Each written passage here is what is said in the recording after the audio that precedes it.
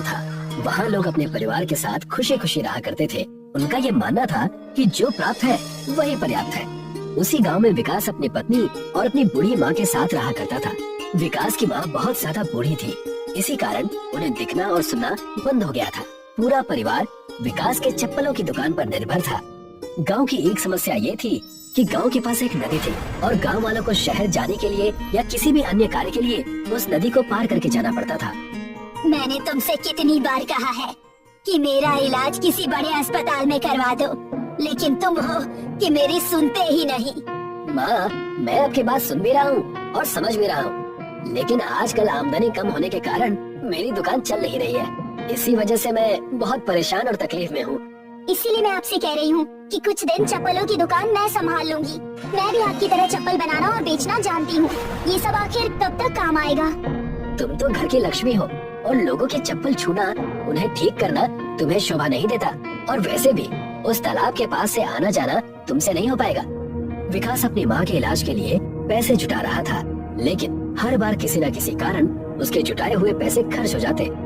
आखिर मैं कैसा बेटा हूँ, मैं अपनी माँ का इलाज तक नहीं करवा पा रहा। धिक्कार है ऐसा बेटा होने पर, लेकिन नहीं, मैं अपनी मजबूरी को अपनी मेहनत पर हावी नहीं होने दूंगा। मैं आज ही जाकर मजबूत चप्पल बनाकर बेचूंगा। विकास तपती धूप में जाकर चप्पल बनाने लगता है, जिसे देख उसकी पत्नी राधा उससे पूछती है, आपने आज सुबह से कुछ नहीं खाया है, खाना खाकर चप्पल बना लीजिएगा। नहीं भाग्यवान, मेरे गले से खाना उतरेगा भी नहीं। मैं आज 50 चमड़े के चप्पल बनाकर ही सांस लूंगा और इसे शहर जाकर बेचूंगा।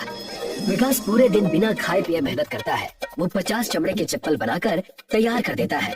उतने में वहाँ गांव की दूध की व्यापारी रूपा आती है। विकास भैया, अरे सुनो तो। देखो आगे चुड़ैल, तुम हमारे परिवार के बगैर नहीं रह सकती ना। आप भी ना मुझे परेशान करते रहते हैं।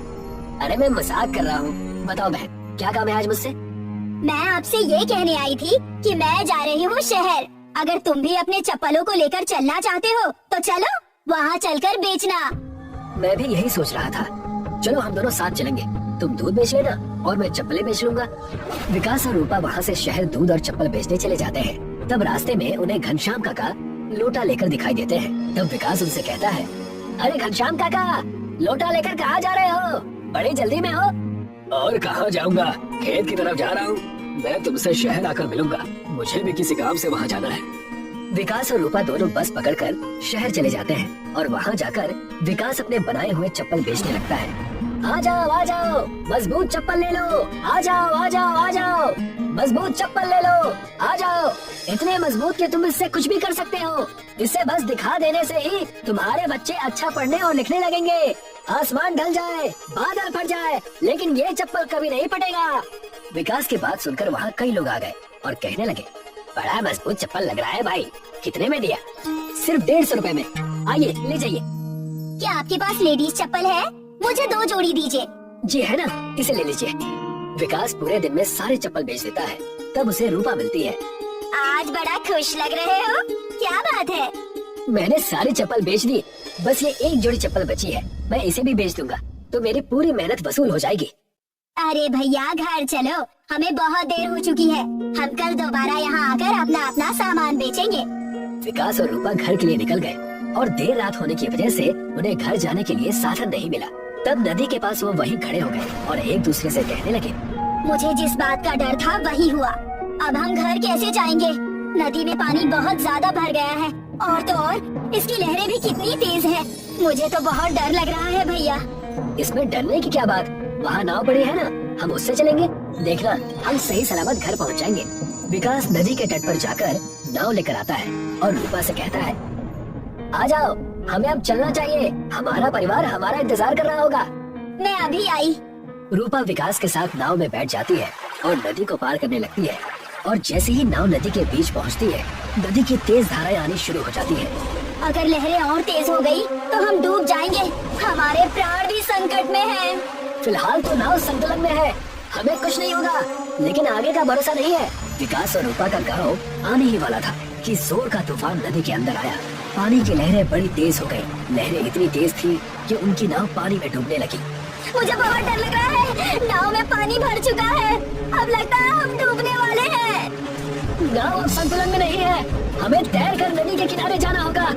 उतने में वहाँ पर एक बड़ी पानी की लहर आई और उन्हें और उनकी नाव को पानी में डुबाकर नदी के अंदर लेकर चली गई। बचाओ, हमें कोई बचाओ! मैं डूब रही हूँ, मुझे तैरना नहीं आता। बचाओ, बचाओ, कोई बचाओ मुझे। दोनों पानी में डूबने ही वाले थे कि उन्होंने देखा कि मछलियों का राजा उन्हीं लहरों के साथ उनके पास आ रहा है और उन्हें पानी से बचा रहा है। मछलियों के राजा ने उन्हें पानी में डूबने से बचाया और अपने दुनिया में ले गया। कौन हो तुम और हमारी मदद क्यों की? तुम जो भी हो, धन्यवाद तुम्हारा। डरो नहीं, मैं श्यामपुर गांव वालों को खूब अच्छी तरह जानता हूँ। नदी का पुल ना बनवाकर तुम्हारे पूर्वजों ने हम मछलियों को प्रदूषण और गंदे पानी से बचाया था। मैं तुम्हें कोई हानि नहीं पहुँचाऊंगा। मैं उसी गांव का चप्पल का व्यापारी हूँ। हमेशा हमें 100 किलोमीटर घूमकर शहर जाना पड़ता है। इसी वजह से नदी का सहारा लेना पड़ा और हमारी नाव डूब गई। उसी में जितने पैसे मैंने कमाए थे सब पानी में मिल गए। विकास और रूपा ने अपनी सारी व्यथा उन्हें बताई, जिसे सुनकर मछलियों के राजा ने कहा, मैं पैसों के मामले में तो तुम्हारी कोई मदद नहीं कर सकता, लेकिन हाँ, तुम्हारे जूतों के लिए मैं एक बांस दे सकता हूँ, जादुई बांस, जिससे तुम जूते बना लेना जो पानी में भी चलेंगे। इस बांस के जूते से तुम सब पानी में भी चल पाओगे। क्या सच? अगर ऐसा है तो बांस के जूतों से हमारी सारी तकलीफें दूर हो जाएंगी। लेकिन याद रहे, ये जूते सिर्फ तुम्हारे गांव के लोग ही पहन सकते हैं और कोई भी नहीं। और कोई भी गलती अगर किसी बाहरी आदमी से हुई तो वो इसी नदी में डूब जाएगा। मैं इस चीज का पूरा ध्यान रखूंगा। विकास मछलियों के राजा से जादुई बांस ले लेता है और उससे कई सारे जूते बनाने लगता है। बांस के जूते बनकर तैयार हो जाते हैं, जो वो गाँव वालों को मुफ्त में बांट देता है। आओ आओ ले लो, आओ आओ ले लो, बांस के जूते ले लो। इस जूते से अब हम उस तालाब को पार करेंगे जिससे कोई डूबेगा भी नहीं। आ जाओ ले लो। ये कैसा मजाक है? जूते पहनने से कोई डूबेगा नहीं, ऐसा कैसे हो सकता है? अगर तुम्हें भरोसा नहीं तो मैं तुम्हें ये करके दिखाता हूँ। विकास उन गाँव वालों को लेकर उस नदी के पास जाता है। अब देखना इन बांस के जूतों का कमाल। जैसे ही बांस के जूते विकास पहनता है, बिना हिचकिचाए वो उस नदी में चला जाता है और अंदर गहरे पानी में चलता रहता है। बांस के जूते उसे डूबने नहीं देते। ये कैसे संभव है? ये जूते तो मेरे पास भी है। क्या मैं भी इसे पहनकर अंदर आ सकता हूँ? मैं भी बांस के जूते पहनूंगी और पानी में चलूंगी। हाँ हाँ, आ जाओ। मैंने इसीलिए तो ये बनाए हैं। अब हम शहर बड़े आराम से आ जा सकेंगे। आ जाओ, सब कोई आ जाओ। विकास की बात सुनकर सारे गांव वाले तालाब के अंदर चलने लगते हैं। सबसे ज्यादा खुश तो बच्चे हो जाते हैं। बांस के जूते पहनकर अब वो आसानी से अपने स्कूल जा सकेंगे। पूरा गांव खुशियों से झूम उठता है और खुशी खुशी अपना जीवन बिताते हैं। एक कस्बे में मदन अपनी पत्नी के साथ रहता था। मदन का दूसरा विवाह निमिता के साथ हुआ था। मदन के 2 बेटे थे, सिब्बू और वीरू। लेकिन निमिता अपने बेटे सिब्बू को ही प्यार करती थी। वीरू पढ़ाई के साथ साथ खेती में पिता का हाथ बटाता था। सिब्बू आराम से बैठकर दूध पी रहा था और वीरू पढ़ाई कर रहा था। तभी वहाँ निमिता आई। अब शाम हो गई है, अब तो खेत पर चल जा, या हमेशा ये किताब ही पढ़ता रहेगा। माँ, पढ़ना भी जरूरी है। ये किताब खाने को ना देंगी। माँ, सिब्बू को तो कोई काम नहीं है, इसको खेत पर भेज दो। तुझे हमेशा सिब्बू से ही जलन क्यों रहती है? चुपचाप चला जा, सिब्बू खेत में जाएगा तो काला पड़ जाएगा। ठीक है, मैं जा रहा हूँ। क्या मैं बाइक ले जाऊँ? नहीं, पैदल ही जा। कोई विदेश थोड़ी जा रहा है जो बाइक से ही जाएगा। वीरू कुछ नहीं बोला, किताबें बंद की और खेत पर चला गया। एक दिन सुबह सुबह वीरू को घर का सामान लेने के लिए शहर जाना था। पापा, मुझे बाइक चाहिए। पैदल इतना सारा सामान कैसे लेकर आऊँगा? मैं तो अब इस घर में कुछ नहीं हूँ, तू अपनी माँ से पूछ ले। हाँ, मुझे ही बुरा बनाओ। माँ, दे दो ना बाइक मुझे। निमिता कुछ बोल पाती, लेकिन उससे पहले ही सिब्बू बोल पड़ा। माँ, मेरी बाइक किसी को मत देना, ये तो साइकिल लेकर भी जा सकता है। मुझे बाइक से मैदान में खेलने जाना है। मैदान तो गाँव में ही है, तू तो ऐसे भी जा सकता है, लेकिन मैं इतना सारा सामान कैसे लेकर आऊँगा? तू हर समय मेरे बेटे को देखकर चिढ़ा मत कर। जा, कैसे भी जा, बाइक नहीं मिलेगी। वीरू को बाइक नहीं मिली और आज भी उसे साइकिल से ही घर का सामान लेने शहर जाना पड़ा। सिब्बू माँ के लाड प्यार के कारण बहुत बिगड़ गया था, इसलिए वह घर में और खेत में कोई काम नहीं करता था और वह स्कूल भी नहीं जाता था, जबकि वीरू कॉलेज में पढ़ने जाता था। वीरू को आज कॉलेज के लिए देर हो रही थी। अब घर में बाइक मांगूंगा तो कोई नहीं देगा। कॉलेज यहाँ से 25 किलोमीटर दूर है, अब मुझे साइकिल से ही जाना होगा। छुट्टी कर लेता हूँ, लेकिन कॉलेज जाना भी आज बहुत जरूरी है।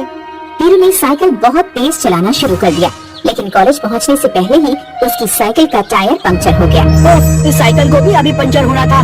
चलो, साइकिल को पैदल ही लेकर चलता हूँ, आते में कोई इंतजाम कर लूंगा। वीरू साइकिल को पैदल लेकर जाने लगा। और कुछ देर में वह कॉलेज भी पहुंच गया।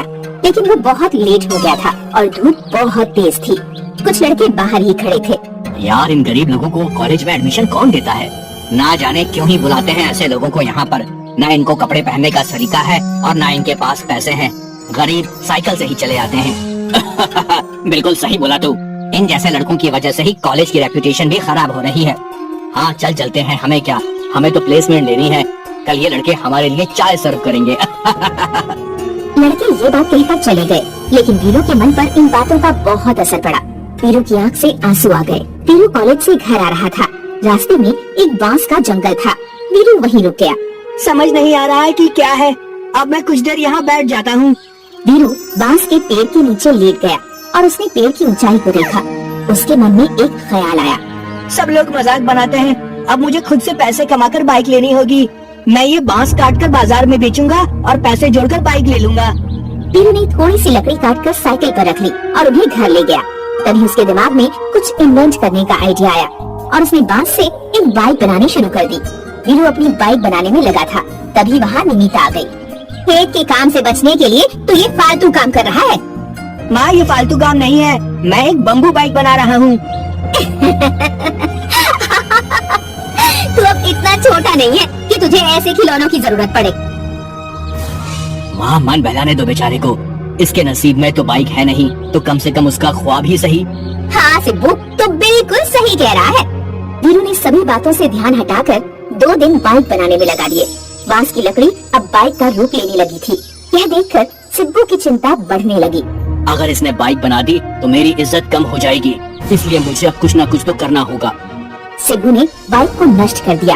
यह देखकर वीरू को बहुत दुख हुआ, लेकिन उसने हिम्मत नहीं हारी और वह जंगल में जाकर ही बाइक बनाने लगा, जिसमें वह कामयाब भी हो गया। कॉलेज में प्लेसमेंट का दिन था। वीरू सुबह सुबह तैयार हो गया। बेटा, जो भी पूछे तू अच्छे से बताना और नौकरी ले लेना। तेरी मेहनत कामयाब होगी। जी पापा जी। आज साइकिल रहने दे, बाइक ले जा। लेट हो गया तो नौकरी ना मिलेगी। नहीं, मैं पैदल जाऊंगा। वीरू वहाँ से पैदल चल दिया और जंगल में उसकी बाइक खड़ी थी, जो दिखने में बहुत ही सुंदर थी। वीरू अपनी बाइक पर बैठा, उसे स्टार्ट किया और कॉलेज पहुँच गया। सभी लोग बम्बू बाइक देखकर हैरान हो गए। वाओ, ये क्या है? ये कितनी मस्त और यूनिक बाइक है। यार, इसने कहीं से चुराई होगी। इन गरीब लोगों के बस का ये सब नहीं होता। और वीरू ने समझा होगा कि अगर ये ऐसी बाइक के साथ कॉलेज जाएगा तो इसका प्लेसमेंट हो जाएगा। हाँ, अच्छा सोचा, लेकिन ये जानता नहीं कि स्पोर्ट्स बाइक के जमाने में ये सब नहीं चलता है। सब लोग आगे बढ़ रहे हैं और ये वापस आदि मानव बनने जा रहा है। लड़कों ने वीरू का खूब मजाक बनाया, लेकिन तभी एक प्रोफेसर की नजर बाइक पर पड़ी। उसने वीरू के काम को सराहा। कुछ ही घंटों में इंटरव्यू खत्म हो गए। सभी स्टूडेंट्स को एक हॉल में इकट्ठा किया गया। ए, तू यहाँ क्यों खड़ा है? तेरा सिलेक्शन नहीं हुआ होगा। जा, अपने घर वापस जा। वीरू कुछ बोल पाता, लेकिन उससे पहले ही प्रोफेसर माइक में बोल पड़े। आज यहाँ कुछ अनूठा हुआ है, जिसने हमारे कॉलेज का नाम बढ़ाया है और साथ ही प्रकृति को भी इज्जत दी है। इससे फ्यूचर में आने वाले प्रदूषण से बचाव होगा। और ये बाइक जो पानी से चलती है, तो इससे पेट्रोल की महंगाई की मार आम आदमी पर नहीं पड़ेगी। सभी ने ताली बजा दी। और हमारे कॉलेज के नाम को ऊंचा करने वाले स्टूडेंट का नाम है वीरू, जिसे एक कंपनी ने बहुत अच्छे पैकेज पर अपनी कंपनी में बम्बू बाइक बनाने के लिए नियुक्त किया है। सभी लोगों ने वीरू के लिए तालियां बजाई। वीरू को पुरस्कार मिला। वो बम्बू बाइक से घर आया और सारी बात बताई। यह सुनकर पिता मदन को बहुत खुशी हुई। माँ और भाई को पछतावा हुआ। आसपास के गांव में वीरू के ही चर्चे होने लगे। सभी लोग बम्बू बाइक देखने आने लगे। सुनील और आसिफ 2 दोस्त थे। वो दोनों एक ही गांव में रहते थे और एक साथ बांस काटने जाया करते थे। हमें जंगल की निचली ओर जाना चाहिए। वहाँ बहुत सारे बड़े बड़े बांस के पेड़ हैं, लेकिन वहाँ जाने के लिए हमें नदी पार करना होगा। पर अगर आते वक्त नदी में बहाव ज्यादा रहा तो हम लौटेंगे कैसे? हम तभी उस ओर जाएंगे जब नदी का बहाव कम हो और जल्दी जल्दी बांस काट कर लौट आएंगे। ज्यादा लंबी बांस से ज्यादा पैसे मिलेंगे, वो सोचो। ये भी ठीक है, तो कल ही चलते हैं। अगले दिन से सुनील और आसिफ निचले जंगलों में पहुँचे। यहाँ कितने मोटे मोटे बांस हैं और लंबे भी। व्यापारी इनके बहुत अच्छे दाम देंगे। हाँ, उम्दा बांस पाकर दोनों बहुत खुश थे। वे लोग उन बांस को अपने गांव ले आए। वाह वाह, बहुत दिनों बाद ऐसे बांस देखे हैं। अब इनके दाम भी अच्छे लगा ना। हाँ हाँ, एक बांस के 200 रुपए। तुम दोनों 5 बांस लाए हो, इनके हुए 1000। 1000 पाकर दोनों बहुत खुश थे। वो पैसे दोनों ने आपस में बांट लिए। रोज छोटे छोटे बांस से बस 300 रुपए की कमाई होती थी, आज 500 रुपए की। अब तो हम जंगल के निचले हिस्से में जाया करेंगे। हाँ, उस दिन से वो दोनों नदी पार करके ही बांस लाया करते थे और व्यापारी भी उन्हें अच्छे पैसे दिया करता था। एक सुबह दोनों दोस्त जाने के लिए निकले थे। भाई माँ ने कहा है कि बाजार से कुछ चावल और मसाले लाने हैं और मुझे पनीर भी लेना है। तो चल पहले बाजार चलते हैं, फिर वहाँ से नदी पार जाएंगे। हाँ, दोनों काम एक साथ हो जाएगा। दोनों बाजार पहुँचे और उन्हें जो जो सामान लेना था उन्होंने खरीद लिया। देख दोस्त, कितना ताजा पनीर मिला है। आज तो मेरी दावत है, मैं भी आऊंगा खाने। हाँ ना, तुझे कभी मना किया है क्या? चल अब नदी पार चलते हैं, बांस काट कर बेचना भी तो है। हाँ हाँ। और वो दोनों निचले जंगलों की ओर बढ़ गए। हमेशा की तरह उन दोनों ने नदी पार की और फिर जंगल में पहुंच गए और बांस काटने लगे। लेकिन अचानक बरसात शुरू हो गई। हमें घर लौटना चाहिए, नदी में पानी बढ़ने लगेगा। हाँ, बस ये एक बांस और काट लेते हैं। हाँ। बरसात और तेज हो गई।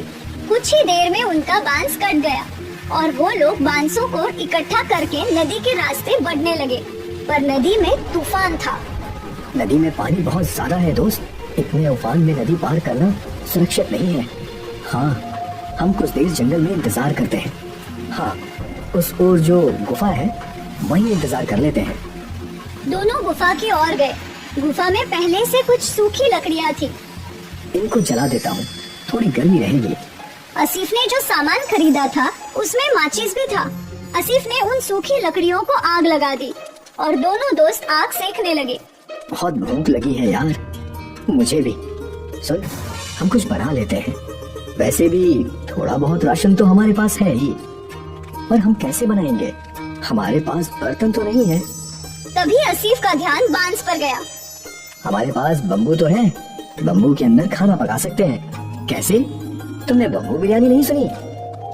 नहीं, बम्बू में बिरयानी भी बनती है, पर हमारे पास मांस कहाँ है?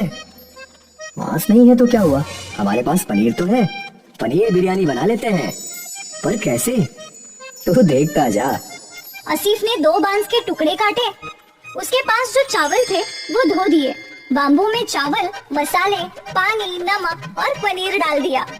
फिर बाम्बू की एक ओर पेड़ के पत्तों को भर के बाम्बू को बंद कर दिया और फिर उन सबको अच्छे से हिलाकर जलती हुई आग में रख दिया।